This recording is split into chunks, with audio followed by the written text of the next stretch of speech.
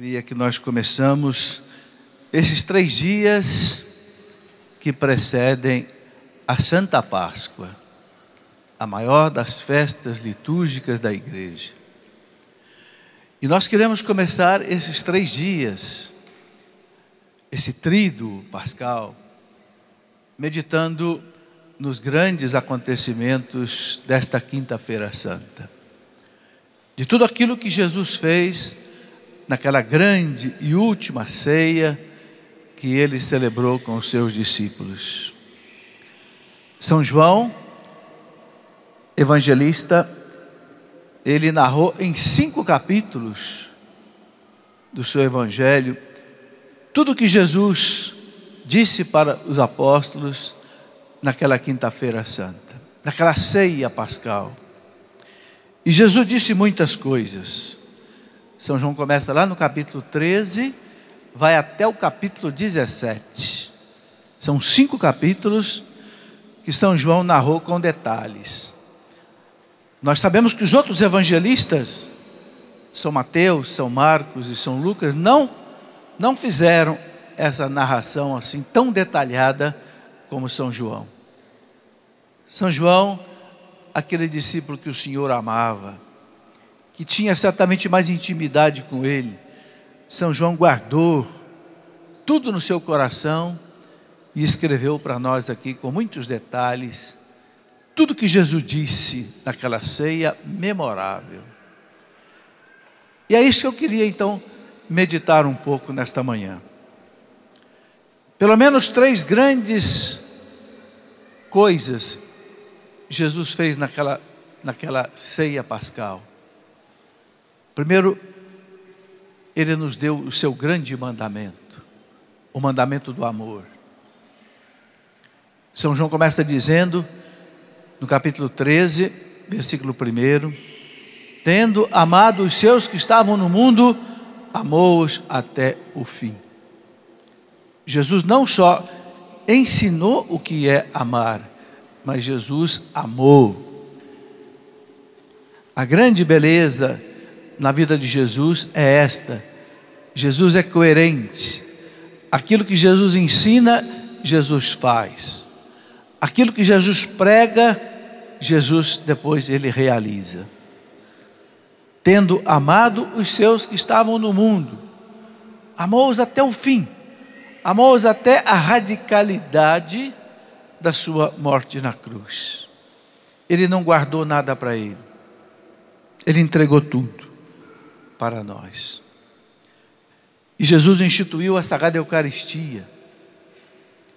E depois, para que pudesse haver a Eucaristia perpetuada no meio de nós, então ele instituiu o sacramento da ordem, o sacramento do sacerdócio.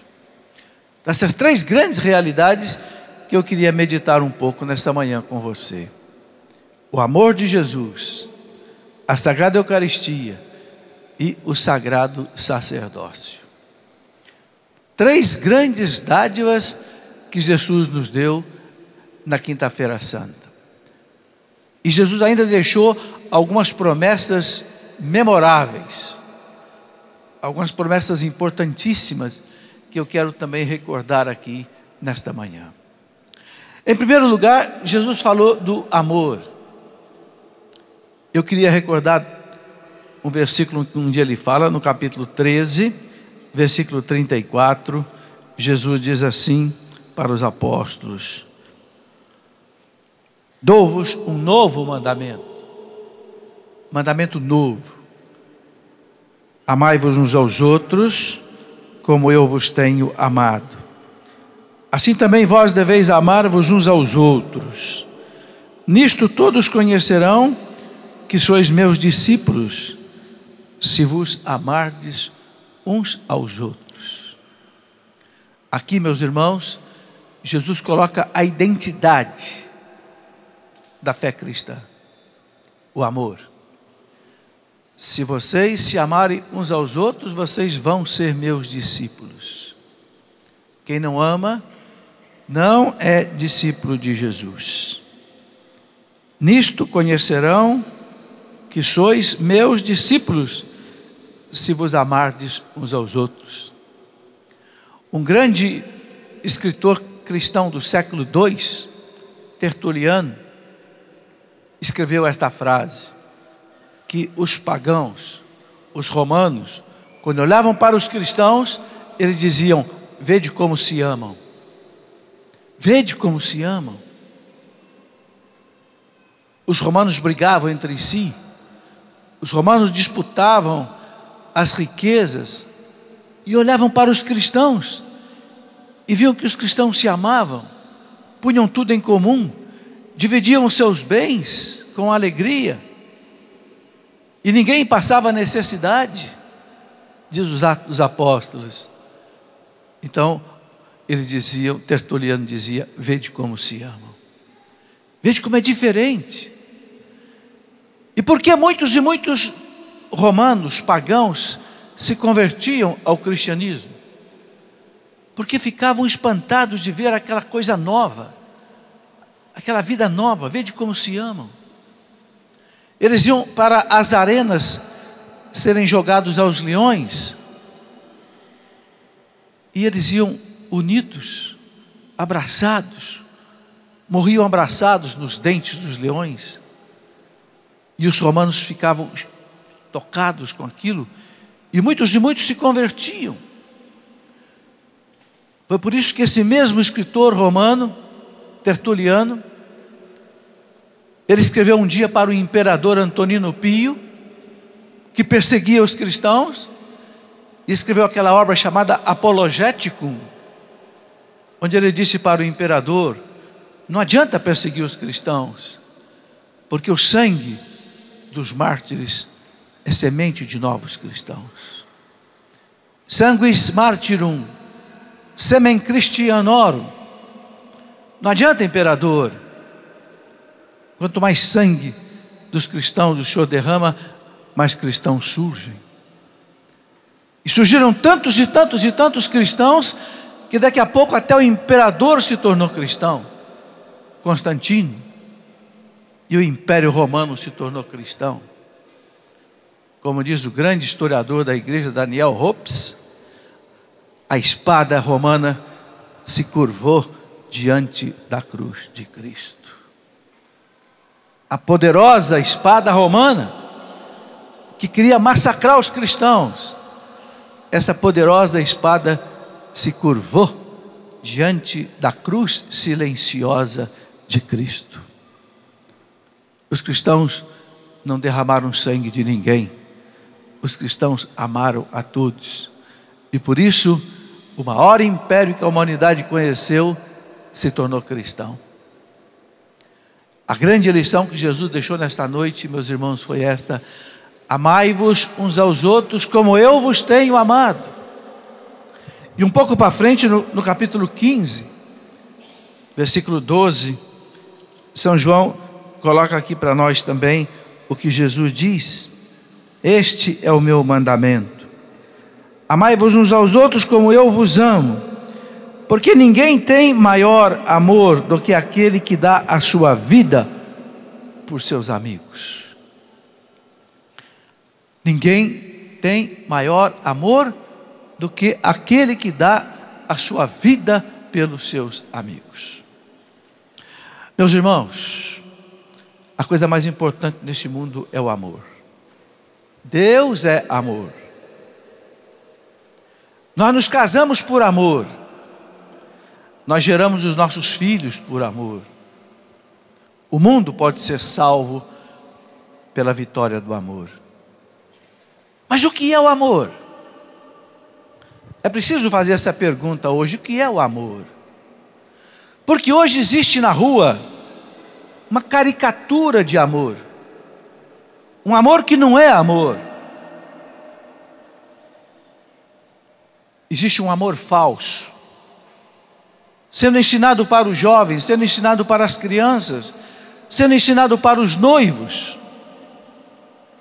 E os noivos estão levando para o casamento um amor falso, e por isso os casamentos não se sustentam, não duram, e se acabam com rapidez. É preciso a gente perguntar o que é o amor. Então nós temos que aprender com Jesus o que é o amor. Porque Jesus disse: amai-vos uns aos outros. Mas ele não parou aí. Ele completou a frase: como eu vos tenho amado, como eu vos amo. Jesus quis deixar bem claro que Ele é o modelo do amor. Amai-vos uns aos outros, como eu vos amo. Não é como a televisão ensina você a amar. Não é como a novela ensina você a amar, não. Amai-vos uns aos outros como eu vos amo. E ele disse: ninguém tem amor maior do que aquele que dá a vida pelo outro.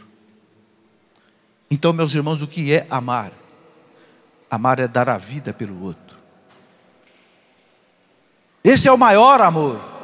Jesus disse: ninguém tem amor maior do que aquele que dá a vida pelo outro.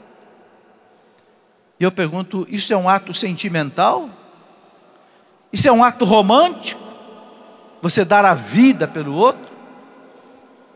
Não. Isso é uma decisão. Isso é uma escolha. Não é um ato romântico.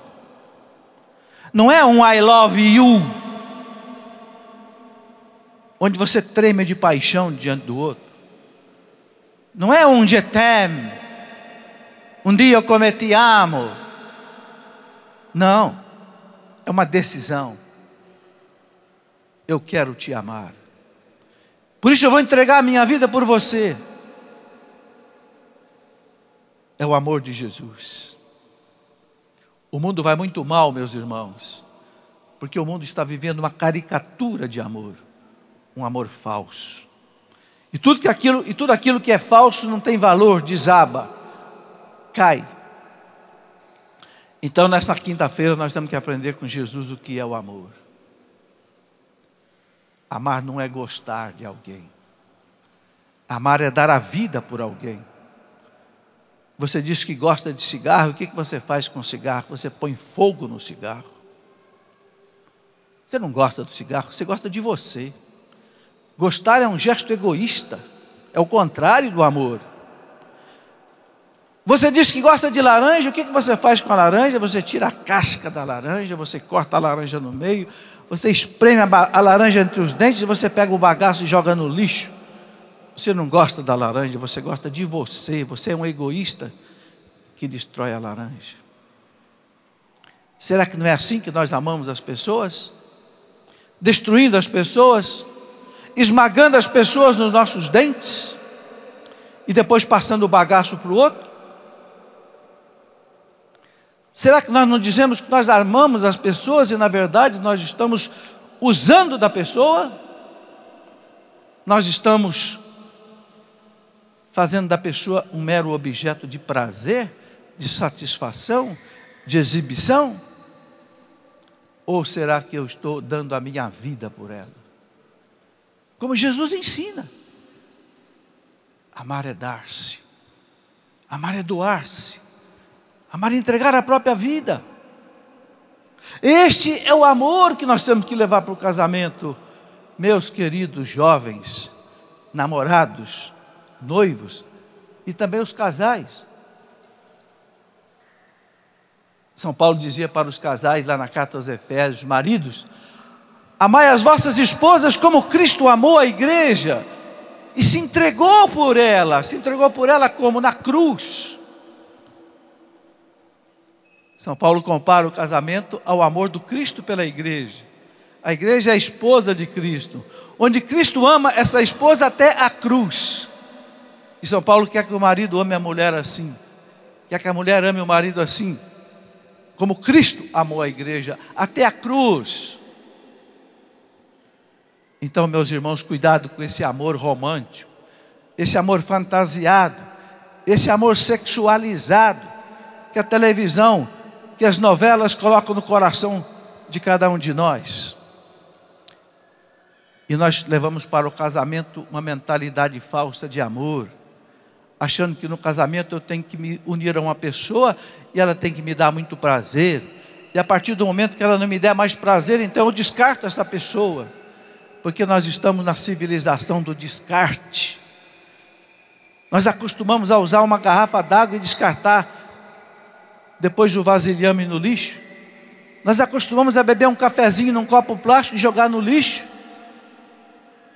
Nós corremos risco de fazer isso também com as pessoas. Usar a pessoa e depois jogar a pessoa no lixo. Mas a pessoa não é um copo plástico. A pessoa não é uma garrafa plástica. A pessoa é um filho de Deus que tem que ser amada. Então Jesus quis nesta noite, meus irmãos, ensinar para nós o que é o amor. Tendo amado os seus que estavam no mundo, amou-os até o fim. Ou seja, Ele amou até a sua morte, até a cruz. É assim que você ama? É assim que você ama seus amigos? É assim que você ama seu marido? É assim que você ama sua esposa, seu filho, sua filha, disposto a dar a vida por ele? Você está disposto a dar a sua vida pelo seu marido? Você está disposto a dar a sua vida pela sua esposa, pelo seu filho, pelos seus amigos, pelos seus irmãos? Se você disser que sim, então você tem o amor de Cristo no seu coração. E esse amor vai fazer você muito feliz. Porque não existe nada melhor do que o amor nesse mundo, porque Deus é amor. A segunda grande lição que Jesus nos dá nesta noite, meus irmãos, é a Sagrada Eucaristia. Diz a oração eucarística, na noite em que Ele foi traído, Ele tomou o pão nas suas mãos, elevou os olhos aos céus e disse: isto é o meu corpo, que é dado por vós. Esse é o cálice do meu sangue, que é derramado por vós. Que coisa bonita, meus irmãos. Na noite em que Ele foi traído, foi a noite que Ele mais nos amou. É por isso que Jesus ensina que nós não podemos pagar o mal com o mal. Nós temos que pagar o mal com o bem. O único jeito de destruir o mal, até as raízes, é você pagar o mal com o bem. E na noite que Jesus foi traído, Ele pagou com o bem. Ele ensinou o que é o amor. Ele instituiu a Eucaristia. E Ele instituiu o sacerdócio cristão, católico. Que coisa bonita. A Eucaristia, Jesus diz: ninguém tem amor maior do que aquele que dá a vida pelo outro. Então Ele quis dar a sua vida a nós pela Eucaristia também. Qualquer igreja que você entrar, qualquer capela que você entrar, que houver um sacrário, que Jesus estiver ali, você pode se encontrar com Ele. E não é Ele que marca a hora para te atender, é você que marca a hora para ser recebido por Ele. A qualquer hora que você quiser, Ele te recebe. Talvez para você conversar com o prefeito da sua cidade seja muito difícil. Talvez para você conversar com alguma pessoa importante seja muito difícil. Mas para você conversar com Jesus é muito fácil. Para você encontrar com Jesus é muito fácil. Para você receber Jesus no seu coração é muito fácil. Basta você ir à Santa Missa. Basta você ir ao sacrário. Você se encontra com Ele. Que coisa maravilhosa, meus irmãos. O amor de Jesus. A Sagrada Eucaristia. E Ele deixou a Sagrada Eucaristia porque nós precisamos dela. Porque ela é remédio e é sustento para a nossa vida. Eu gosto muito daquela oração que o sacerdote reza antes de distribuir a Eucaristia. Senhor Jesus, teu corpo e sangue preciosíssimo que agora eu vou receber, não seja para mim causa de juízo, de condenação, de morte, mas seja para mim remédio, sustento para a minha vida. Remédio, sustento para a minha vida. Meus irmãos, quem comunga bem, quem recebe Jesus na sua alma, bem, preparado, sem pecado mortal na alma. Quem faz a sua ação de graças depois da Eucaristia, essa pessoa recebe o remédio para os seus males e sustento para a sua fraqueza. São Paulo dizia para os coríntios: aquele que come e bebe o corpo e o sangue do Senhor indignamente, come e bebe a sua própria condenação. Por isso, nós temos que pensar bem quando a gente vai receber Jesus na Eucaristia. Eu não estou recebendo simplesmente um pedacinho de pão.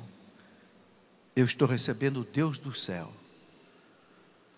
Aquele que o universo não pode conter. Ele se faz pão para vir a mim. Santa Teresa d'Ávila dizia assim: é no capricho com que a amada prepara os aposentos que ela demonstra o seu amor ao seu amado. O capricho, o carinho com que a amada prepara os aposentos para receber o seu amado, é assim que ela mostra a ele o seu amor. Nós também, para recebermos Jesus na nossa alma, temos que preparar bem esse aposento. Sim, é um aposento, porque Jesus vem descansar no nosso coração. Jesus quer descansar na nossa alma. Ele disse: o Filho do Homem não tem nem onde reclinar a cabeça. Então Jesus quer reclinar a cabeça na nossa alma, no nosso coração.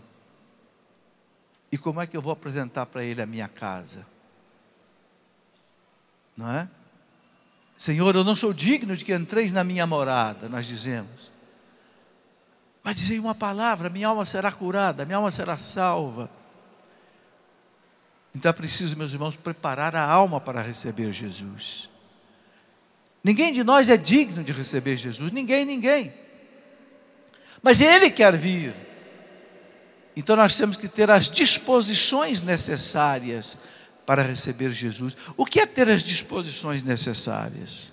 Primeiro, não ter uma alma suja pelo pecado. Deus habita em qualquer lugar, meus irmãos, menos onde existe o pecado. Porque Deus é santo, santíssimo. O hebraico não tinha o superlativo, né? O hebraico não sabia dizer santíssimo, então o hebraico dizia santo, santo, santo, 3 vezes santo. Então Deus não pode ser convivente com o pecado. Não. Então a primeira disposição necessária para receber Jesus bem é ter uma alma limpa, ter um coração puro. E para isso Ele deixou a Sagrada Confissão. Não sei se você já reparou, a primeira coisa que Jesus fez depois que Ele ressuscitou foi instituir o sacramento da confissão. Aquele primeiro encontro que Ele teve com os discípulos naquela noite da ressurreição, no cenáculo. Ele com os discípulos, Ele disse, o evangelista São João conta lá no capítulo 20, versículo 22, que Ele soprou sobre os discípulos e disse: recebei o Espírito Santo. Foi como que um Pentecostes adiantado, só para os discípulos. Recebei o Espírito Santo, porque é pelo poder do Espírito Santo que a igreja ministra os sacramentos. Recebei o Espírito Santo. Assim como o Pai me enviou, eu vos envio a vós. A quem vocês perdoarem os pecados estarão perdoados. A quem vocês não perdoarem os pecados não estarão perdoados. Notem que foi a primeira coisa que Jesus fez depois que Ele ressuscitou. E por que foi a primeira coisa que Ele fez depois que Ele ressuscitou? Porque Ele tinha acabado de conquistar com a sua morte, com a sua ressurreição, o perdão para os nossos pecados. Então Ele estava ansioso para distribuir esse pecado para toda a humanidade. E Ele quer distribuir através dos seus sacerdotes. Por isso que na noite da Quinta-feira Santa Ele vai instituir o sacerdócio. Assim como o Pai me enviou, eu vos envio a vós. Esta é a lógica de Deus para salvar o mundo. O Pai enviou o Filho envia a igreja, os seus sacerdotes. A quem vocês perdoarem os pecados estarão perdoados. Meus irmãos, Jesus disse uma coisa muito dura para os judeus. Aqueles judeus que o enfrentavam, aqueles judeus que o desafiavam, aqueles judeus que queriam colocá-los na cruz. Jesus disse para ele: se vocês morrerem no seu pecado, vocês serão culpados. Se vocês morrerem no seu pecado, vocês serão culpados. Vocês vão se perder. Isso vale para nós também. Se a gente morrer no nosso pecado, se a gente desprezar o sacramento da confissão,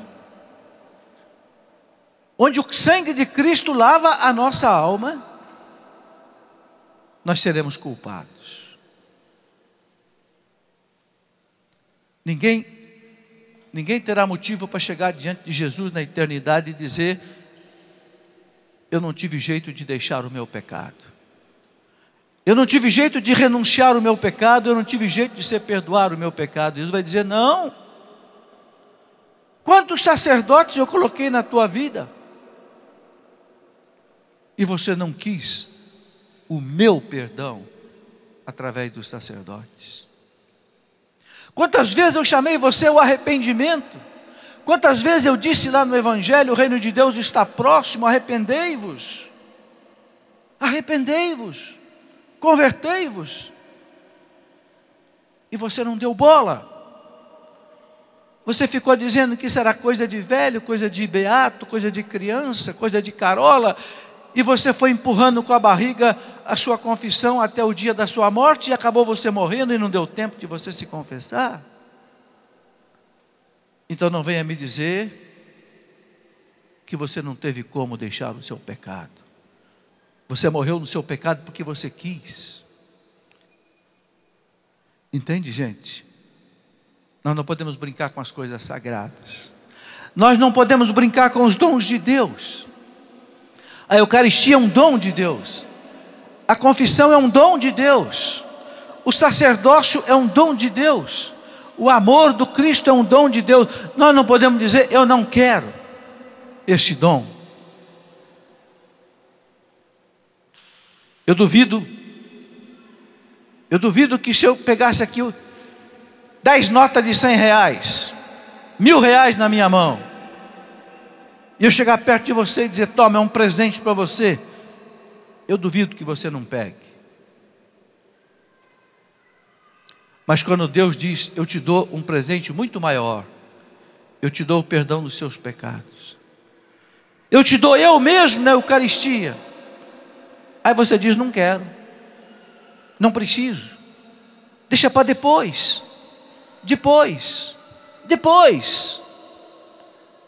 eu tenho outras coisas mais importantes para fazer. E assim nós vamos desprezando o dom de Deus. É muito duro, meus irmãos. A Eucaristia custou o sangue de Cristo. A Eucaristia custou o sofrimento de Cristo. O Papa Bento XVI diz no último livro que ele escreveu, que Jesus teve mais medo da morte do que o próprio Sócrates. Sócrates foi aquele filósofo grego que os gregos o mataram com a desculpa de que ele pervertia a juventude. Na verdade, o Sócrates foi um grande homem, um gigante grego. Não era cristão, porque o Cristo não tinha chegado ao mundo ainda. Ele viveu antes de Cristo.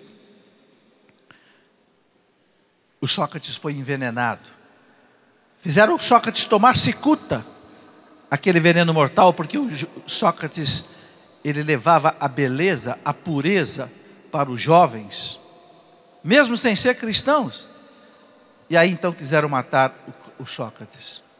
O prenderam numa cela, Mas um amigo dele conseguiu que ele pudesse fugir. E o amigo foi lá e disse: Sócrates, eu consegui te libertar.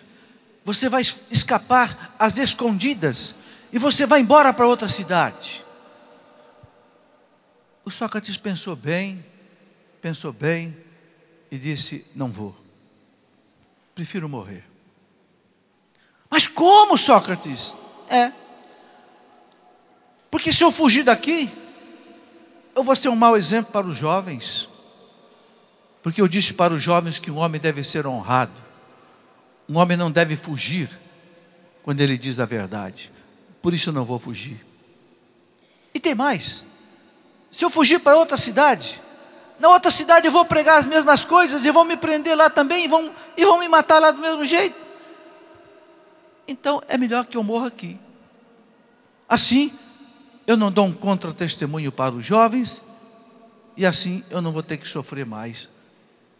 E Sócrates ficou ali, com a cadeia, com a porta aberta, e não foi embora.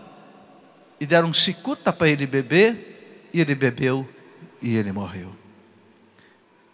Papa Bento XVI diz: Jesus teve mais medo da morte do que Sócrates. Não fique horrorizado não.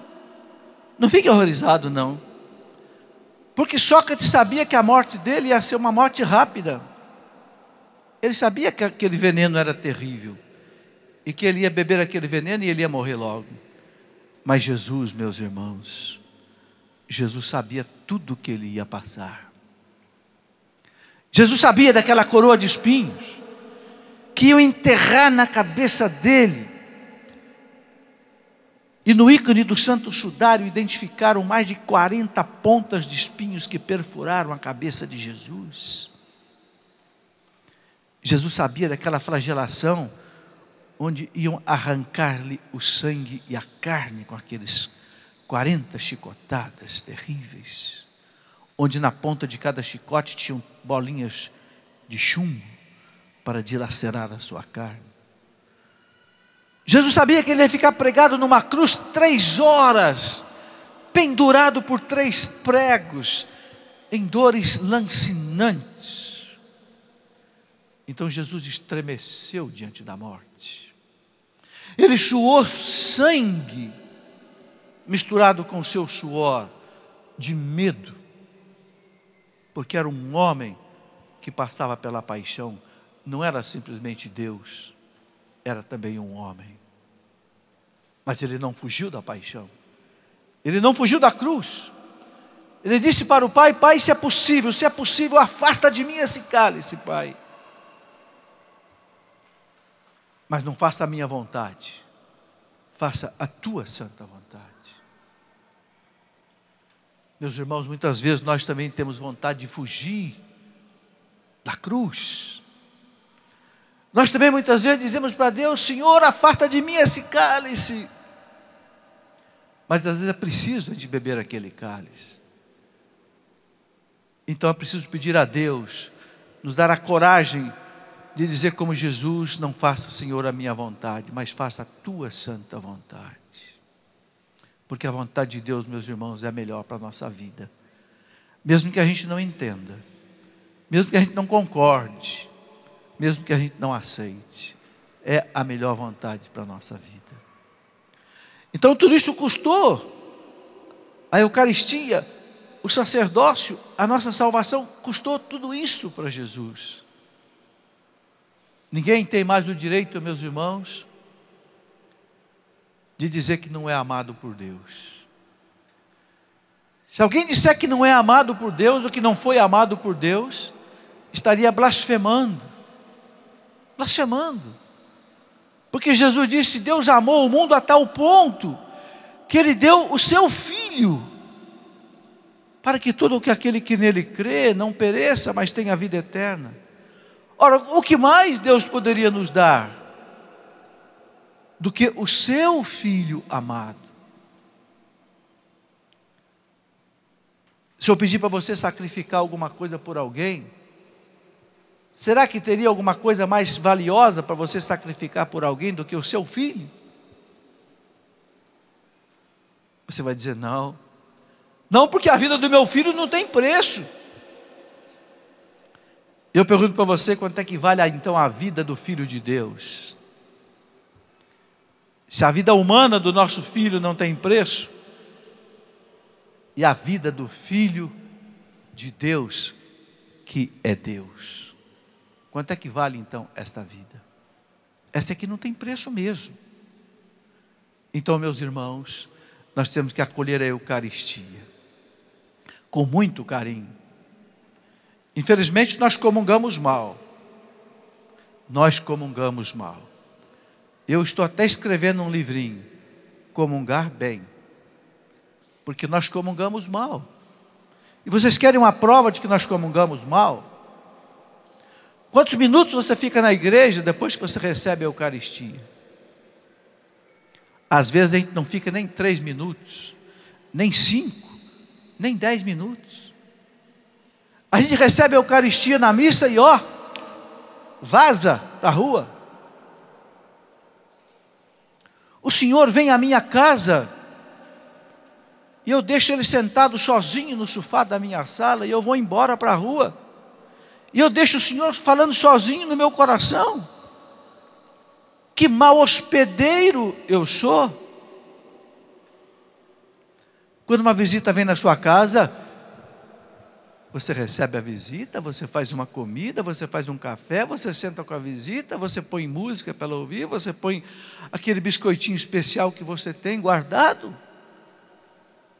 Mas quando Jesus vem ao seu coração, não.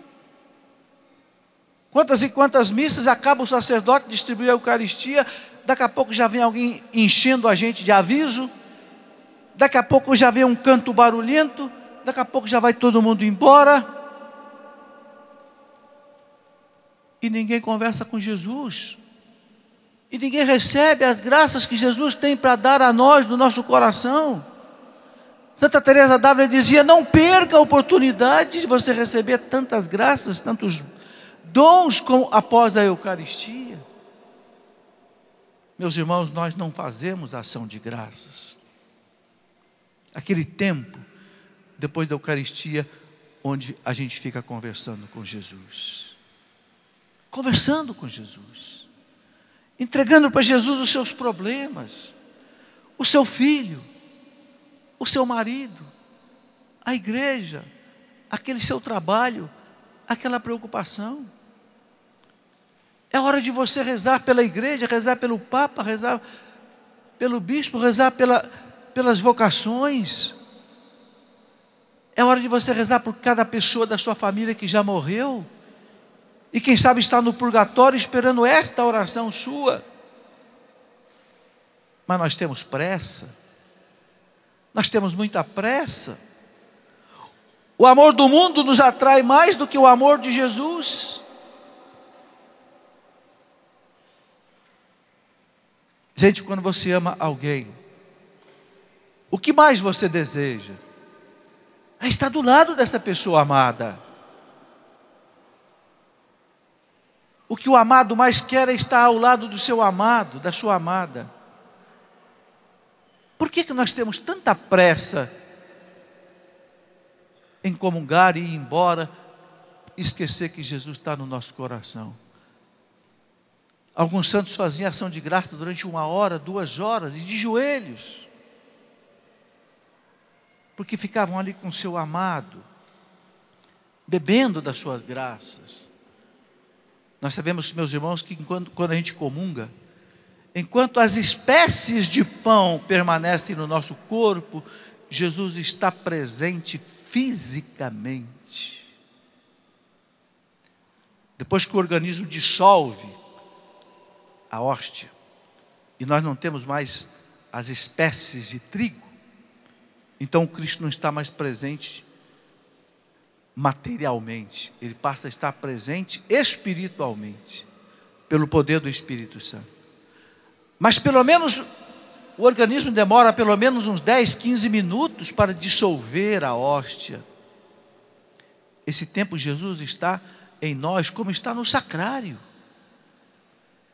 E daqui a pouco nós já estamos na rua conversando, contando piada e fazendo outras coisas, e esquece que Jesus está aqui como num sacrário no meu coração. É a noite da quinta-feira santa, meus irmãos, é a noite da Eucaristia, nós temos que pensar nisso. E Jesus depois deixou para nós o sacerdócio. Porque sem o sacerdote não tem confissão, sem o sacerdote não tem Eucaristia. Por isso, depois que ele instituiu a Eucaristia, depois que ele disse: isto é o meu corpo que é dado por vós, isso é meu sangue que é dado por vós. Aí depois ele disse aquela frase, onde o Espírito Santo mostrou para a igreja que nesta frase ele instituiu o sacramento da ordem. Fazei isto em memória de mim. Vocês, meus apóstolos, façam isso que eu acabei de fazer. Repitam isso que eu fiz. E a igreja entendeu. E imediatamente os apóstolos já começaram a celebrar a Eucaristia, sempre no domingo. E nós já vemos lá nos Atos dos Apóstolos, que no primeiro dia da semana, o Dominus, o dia do Senhor, porque a segunda-feira já é o segundo dia da semana, não é? No primeiro dia da semana, o dia que o Senhor ressuscitou, os apóstolos celebravam a fração do pão. Eles chamavam a Santa Missa de fração do pão. E a igreja nunca mais deixou de celebrar a missa até hoje. E nunca vai deixar de celebrar a missa até Jesus voltar. Porque Jesus mandou: fazei isto em memória de mim. Instituiu o sacerdócio cristão. Que beleza! Gente, nós temos que agradecer muito a Jesus pelos sacerdotes. O sacerdote é alter Christus. O sacerdote é um outro Cristo. Por quê? Porque ele tem o poder de Cristo. O poder de perdoar o pecado. O poder de celebrar a Eucaristia e fazer Jesus descer do céu. Naquele pão, naquele vinho.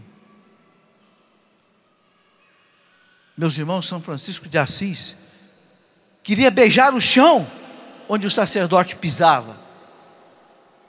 Porque São Francisco de Assis dizia: é um lugar santo. Porque o homem de Deus pisou. É por isso que a igreja ensinava a gente a beijar a mão do sacerdote. Quando eu era pequeno eu aprendi. Todo sacerdote que eu encontrava eu beijava a sua mão. E aqueles sacerdotes que me deixam, eu ainda hoje beijo a sua mão. Infelizmente alguns sacerdotes não entendem isso e não estendem a mão. Eu não quero beijar a mão de fulano de tal, eu quero beijar a mão do sacerdote que está aí. Quando eu era menino, eu estava no colégio dos padres salesianos em Lorena. De vez em quando a gente brigava com um padre corrigia a gente, menino, não é? E eu chegava em casa reclamando do padre, xingando o padre. A minha mãe dizia: parado aí, você tem que respeitar a batina dele. Naquele tempo os padres usavam batina. E eu entendia muito bem o que minha mãe queria dizer. Você tem que respeitar o sacerdócio dele. Não é um simples homem que está ali. É um homem que está numa batina. Ou seja, é um homem que recebeu o sacramento da ordem. É um ministro sagrado de Deus. Então você o respeite. Dobra a sua língua antes de você falar do sacerdote. Meus irmãos, nós tínhamos muito respeito pelos sacerdotes. Eu me lembro um amigo meu de colégio que um dia ofendeu um sacerdote no colégio. E o pai desse menino ficou sabendo. Uma família nobre da nossa cidade. Esse pai pegou este menino pelo braço, um dia, levou até o colégio, levou até o sacerdote, fez ele se ajoelhar diante do sacerdote e pedir perdão para o sacerdote, pela malcriação que ele tinha feito para com o sacerdote. Era assim antigamente. E nós não estranhávamos isso não, porque nós vimos o sacerdote como alguém que é ungido de Deus. E é ungido de Deus. Nós temos que amar os sacerdotes. Nós temos que ajudar os sacerdotes. E os sacerdotes, por sua vez, eles têm que ser sacerdotes de verdade. Eles têm que viver de acordo com a dignidade da vocação a que eles foram chamados. E nós sabemos que não é fácil ser sacerdote, meus irmãos. De vez em quando a gente vê aí um escândalo provocado por um sacerdote. Não é verdade? Por quê? Porque quem sabe falta na vida desse sacerdote oração. Porque quem sabe na vida desse sacerdote falta vigilância. Porque a carne é fraca. Jesus disse: vigiai e orai. E aliás ele disse na noite da quinta-feira santa, quando ele pediu para os apóstolos rezarem 1 hora com ele pelo menos: vigiai comigo, porque a minha alma está triste até a morte. Mas os apóstolos dormiram. E Jesus reclamou: vocês não puderam vigiar comigo nem 1 hora? Vigiai e orai, porque o espírito é forte, mas a carne é fraca. Não abuse da fraqueza da sua carne, porque você vai cair. Se você não vigiar os teus sentidos, os teus olhos, os teus ouvidos, a tua boca, o teu nariz, a tua mão, porque é pelos nossos sentidos que as coisas entram na nossa alma. Se a gente não vigiar e não rezar, a gente cai. E a igreja exige do sacerdote o celibato. E o sacerdote precisa mesmo ser celibatário, porque o sacerdote é alter Christus, é um outro Cristo. E o Cristo era celibatário. O Cristo não quis se casar, o Cristo não quis ter uma mulher, não quis ter filhos. Não porque isso não seja digno, não seja nobre. É digno, é nobre, é santo o matrimônio, a família, os filhos. Mas Jesus quis ser totalmente livre para o reino de Deus. Ele quis entregar a sua vida, como diz o inglês, full time para Deus, tempo integral para Deus. E por isso a igreja entendeu que o sacerdote, que é um outro Cristo, também deve viver o celibato, para ele não precisar gastar tempo com a família, com o filho, com a esposa, com as preocupações do lar. E Jesus elogiou o celibato. Jesus elogiou aqueles que se tornam eunuco por amor ao reino de Deus. Está lá no Evangelho de São Mateus, capítulo 19. Alguns se fazem eunucos na marra, mas outros se tornam eunuco. Eunuco é aquele que não gera, por amor ao reino de Deus. Então o sacerdote assume o celibato por amor ao reino de Deus. Mas não é fácil. O sacerdote, para que o celibato não seja para ele um peso, para que o celibato seja para ele um jugo suave, esse sacerdote tem que ser 100% de Deus. Esse sacerdote tem que viver 24 horas para Deus. Se esse sacerdote quiser viver um pouquinho para ele, agora eu vou curtir um pouco uma festa, agora eu vou curtir um pouco uma viagem, vou deixar as coisas de Deus aí do lado. Cuidado que daqui a pouco o celibato vai começar a se tornar para você um peso. Meus queridos amigos sacerdotes, eu os amo, eu os admiro, porque os senhores sacerdotes tiveram coragem de um dia entregar sua vida para Deus. Eu os amo por isso. Mas eu, como leigo, eu quero também dizer, meus caros amigos sacerdotes, se não houver muita oração na sua vida, se não houver muita vigilância na sua vida, o senhor pode cair. Se o senhor não viver 24 horas para Deus e para o reino de Deus, mergulhado nas coisas de Deus, preocupado só com as coisas de Deus, o celibato pode se tornar um peso para o Senhor. Eu não tenho dúvida, meus irmãos, que aqueles que defendem a extinção do celibato não entenderam a vocação do sacerdócio. E aqueles sacerdotes que querem que a igreja extinga o celibato, esses sacerdotes, no fundo, não têm vocação para o sacerdócio. Porque e este é o teste de fogo, se você quer saber se um seminarista tem ou não vocação para o sacerdócio, esse é o teste de fogo. Ele ama o celibato? Se ele ama o celibato, é porque ele quer ser inteiramente de Deus. Então, este tem vocação para o sacerdócio. Eu não tive essa coragem. Quando eu era jovem, eu também me perguntei se eu não devia ser sacerdote, se eu não devia ser padre. E não voltaram sacerdotes para me convidarem para ir para o seminário. Mas a vocação ao matrimônio falou mais forte dentro de mim. Eu pensava no celibato e eu dizia, não é para mim. Não é para mim. Eu quero viver numa família. Eu quero filhos, eu quero uma esposa. E fui me casar. E não fiz nada de errado. Eu não tinha a vocação para o celibato, para o sacerdócio.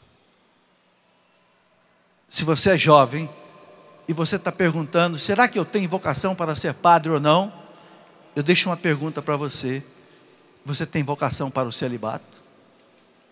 Você é capaz de entregar toda a sua vida radicalmente para Deus?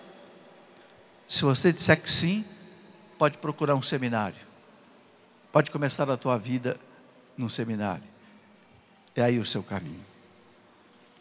Meus irmãos, a igreja colocou para nós, como modelo de sacerdote, um grande padre. São João Maria Vianney. O chamado Cura d'Ars. Aquele sacerdote pequenininho, que viveu num lugar pequenininho na França, chamado Ars, e que nem tinha condição para ser sacerdote, mas no entanto se tornou o patrono dos sacerdotes. E no ano sacerdotal, que a igreja celebrou, que o Papa Bento XVI instituiu, o Papa Bento XVI quis deixar como modelo, como exemplo para os sacerdotes, o Cura d'Ars. Por isso eu queria lembrar mais uma vez a figura desse pequeno gigante. Era pequeno, mas era um gigante. Quem era o Cura d'Ars? O Cura d'Ars era um jovem francês, lá por volta do ano de 1700 e pouco, naquela época triste da Revolução Francesa, que matou mais de 17 mil sacerdotes na França, e que matou mais de 30 mil religiosos e religiosas na França, aquela revolução que odiava a igreja e o catolicismo. O Cura d'Ars viveu nessa época. Mas ele era um jovem muito deficiente em termos intelectuais.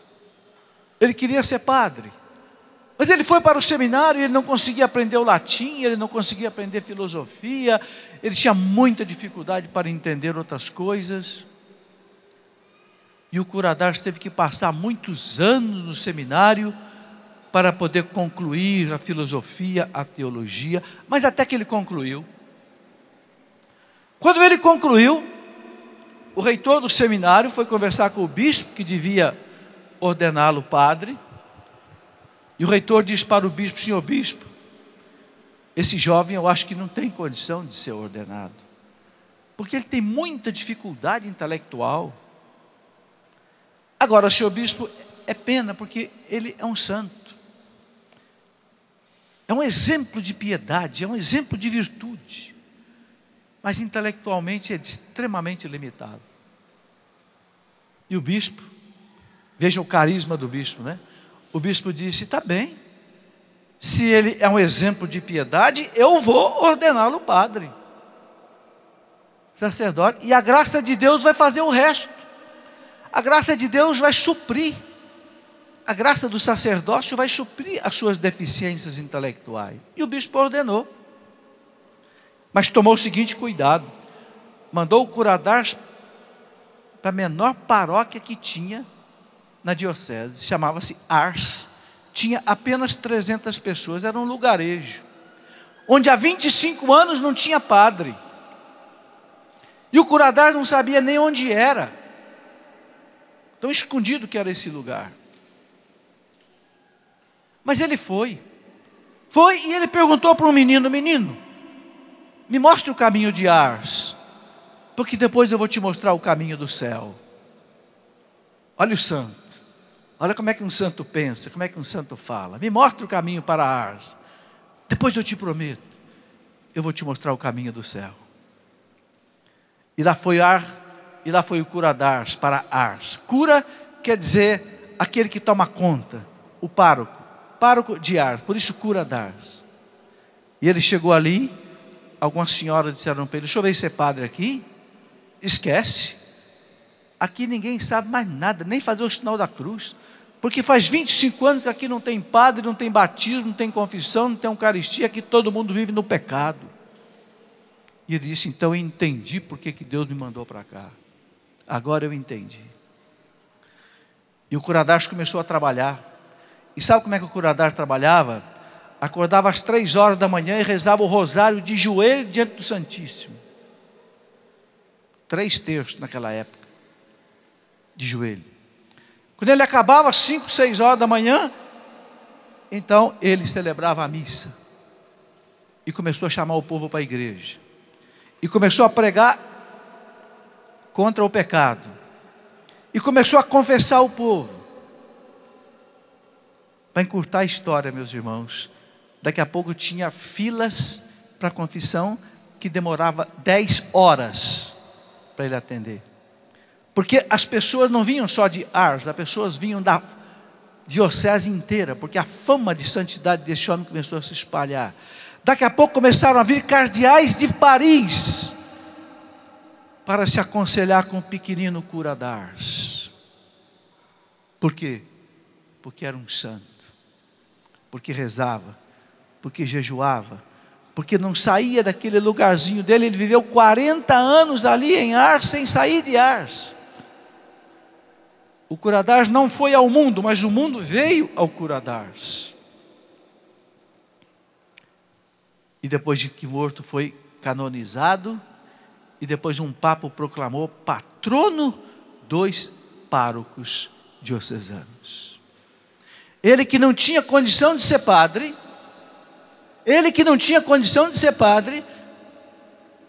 porque era incapaz intelectualmente, se tornou o padroeiro, o patrono de todos os padres. Por isso que o Papa Bento XVI colocou para nós o Curadárs como patrono dos sacerdotes. No livro que eu li da biografia do Curadárs, tem uma passagem muito interessante. Eu não sei se é verdade ou não, mas está no livro que eu li. Que quando o bispo foi conversar com ele, antes de ordená-lo sacerdote, o bispo disse a ele: meu filho, mas você é muito fraquinho intelectualmente. Você é muito burrinho. E ele disse: senhor bispo, não se incomode, senhor bispo. O senhor já não leu na Bíblia que Sansão, com uma queixada de burro, destruiu todo um exército dos filisteus? Já pensou o senhor com esse burrinho inteiro, o que o senhor não vai poder fazer? Se o Sansão, apenas com uma queixada de burro, destruiu todo um exército dos filisteus, o senhor com um burrinho inteiro vai poder derrubar muito mais. O santo é engraçado, o santo é santo até para fazer piada, né? E o bispo o ordenou.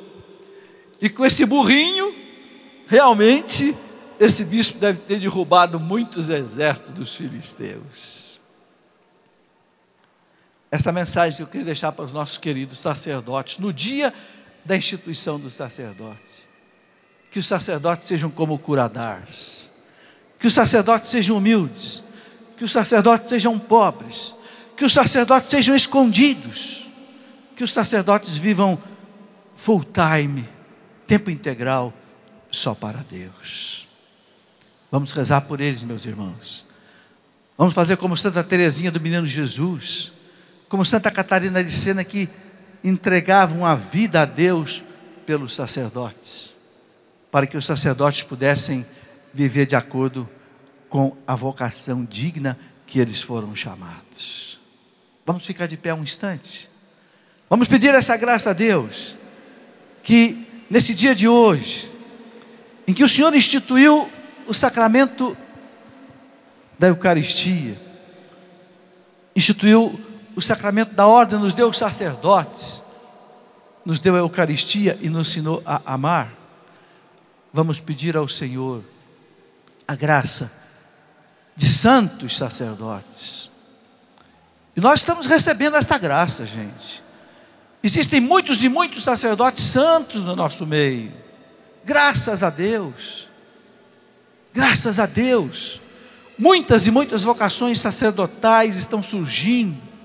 Aqui mesmo na Canção Nova, nas comunidades de vida, os seminários estão se enchendo novamente, graças a Deus. Porque não existe igreja sem sacerdote. Não tem salvação sem sacerdote. Amém?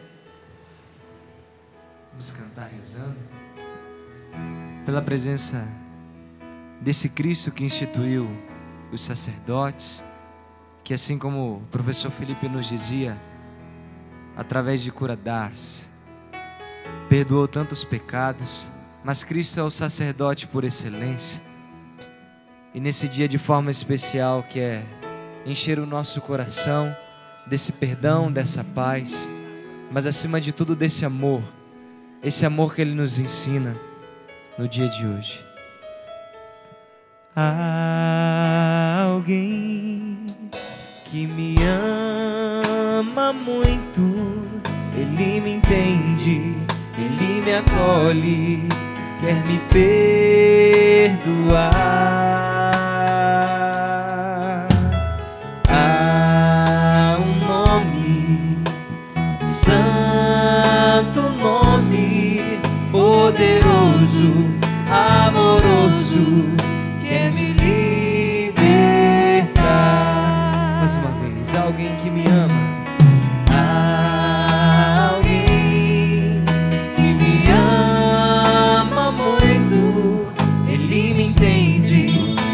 Me acolhe, quer me perdoar.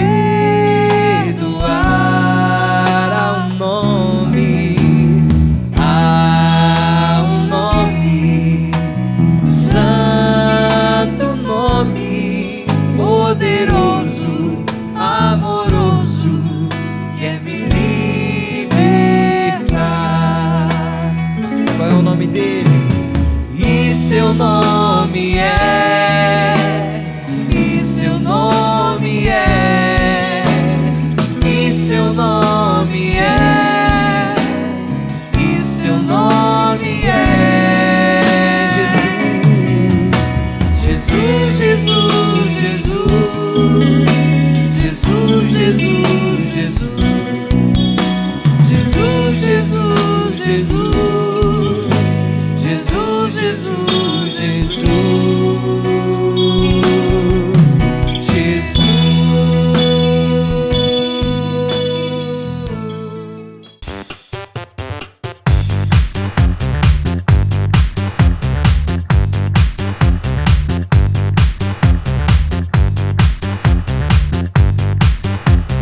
CançãoNovaPlay.com. Assine já!